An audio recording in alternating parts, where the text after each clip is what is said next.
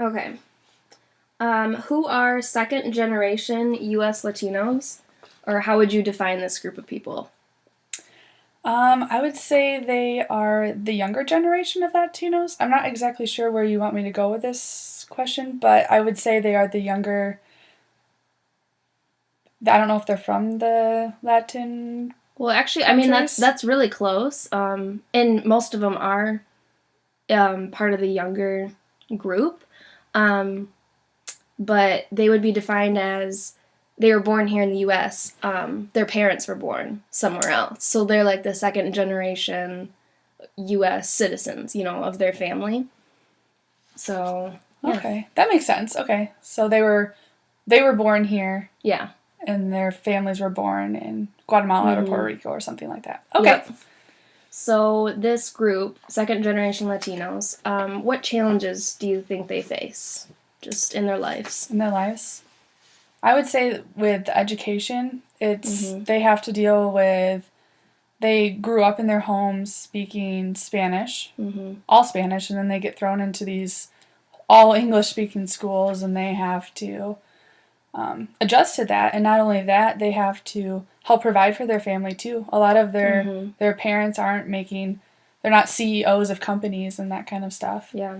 And with the medical care, they are, again, their parents aren't speaking English as well as they are. They have to Mm-hmm. go help them out, translate for them, be supportive of them.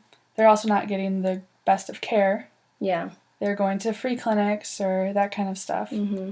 So, Now you're in nursing school, and so you've been working at the hospital and volunteering, so you've had some experience in the healthcare field. So have you seen this firsthand with Latinos, oh yeah. especially like the second generation, like how with their parents in healthcare? Oh yeah, I've seen it with the children from the children's hospital. Mm-hmm. Um, and even the children have to translate for their own health care to their parents sometimes. Oh wow. Yeah, and obviously they do have translators there that Mm-hmm. they are required by law to do that now, but the kids are a lot of the time still translating for the parents because you have Right. a more of a bond with your family. Mm-hmm. And even in the hospital setting and um, all different floors, they have their families still there around the clock because they want to be Mm-hmm. there to their families. Yeah.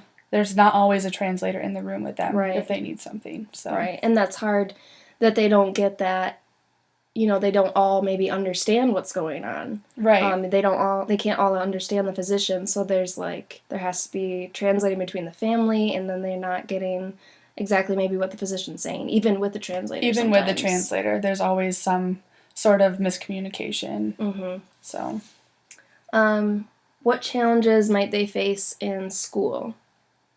well, like I was saying earlier, the language barrier. Mm-hmm. They obviously they're growing. They're younger. They're able to learn that English pretty well, but you're Mm-hmm. being thrown into that having to speak English all day at Mm-hmm. school, but you're speaking Spanish at home, and that's how you grew up. Yeah. And it's difficult. They're not able to. Um, it's harder for them to. There's delays. Right. They're not able to, excel as well. Right, because they're just trying to get the English down first Right. without before like learning the material and keeping up with the class. Do you Mm-hmm. know like someone who's had this experience, or have you seen it firsthand? Yeah, my one of my really good friends, Javier. He is. Um, Keep going. one of my good friends, Javier. His parents grew up in Puerto Rico, and he came here.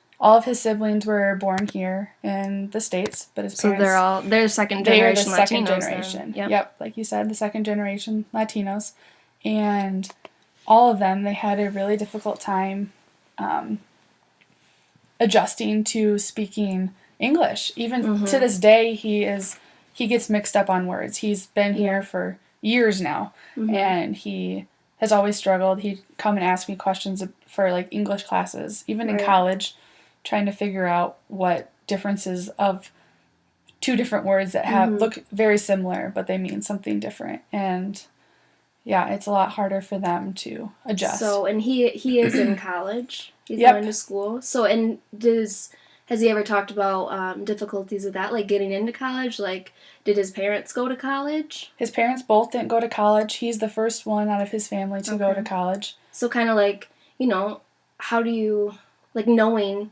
like, what are my ACT scores supposed to be? Like, how do you get into a good college? What are the requirements? Because his parents didn't go, so they don't have an experience. Was that one of his difficulties? Yeah, he had no idea where to look. He kind of just, when he got accepted into the first school he got accepted into, that's what he decided to do.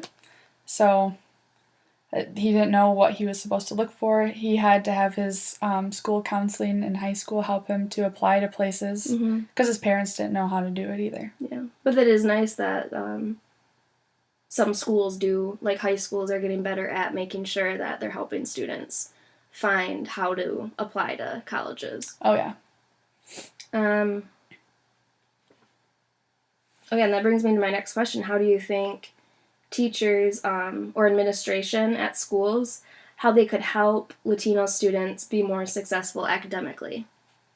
By having after-school programs for them to either work on homework and have the extra help, or just somewhere for them to just to hang out, and having the counselors being able to help them fill out transcripts or help them pick colleges, work on their ACT scores, and that kind of stuff. And also, too, like, do you think there should be more bilingual education? Oh, yeah. Oh, yeah. They shouldn't have to be the only ones forced to learn English. We should have more Spanish classes offered, or even have better English as a second language courses. Yeah. Because they're thrown in just expecting to know English, whereas they need the extra help anyways. Why are we forcing them to? Yeah, and then they just end up getting behind. Right. Okay, and then last question. Do you think Latino immigration in the U.S. Has increased or decreased, and why? I would say increased because there seems to be a growing Hispanic population in the U.S. right now. So do you think that the majority, like, of this increase of people, they're immigrants? So they're, like, first generation in the United States? Or do you think it's just the Hispanic population in general is growing? I guess that would be in general, the Hispanic population is growing, so. Yeah. Yeah, because there's still immigration, but, some of it is just second generation, third generation Latinos. Their families are growing, so the population in general is growing. It's not just immigration, and I think that's something that a lot of people, we don't think about it that way. We don't think about it that way. We think it's just all immigrants coming in. We assume they're all immigrants, and that's kind of one of those identity things too. Is the difference between just immigrant or someone who's second generation. They were born here, right? And more and more we're seeing the second and third generations are growing because there was so much immigration, in about the 60s and 70s.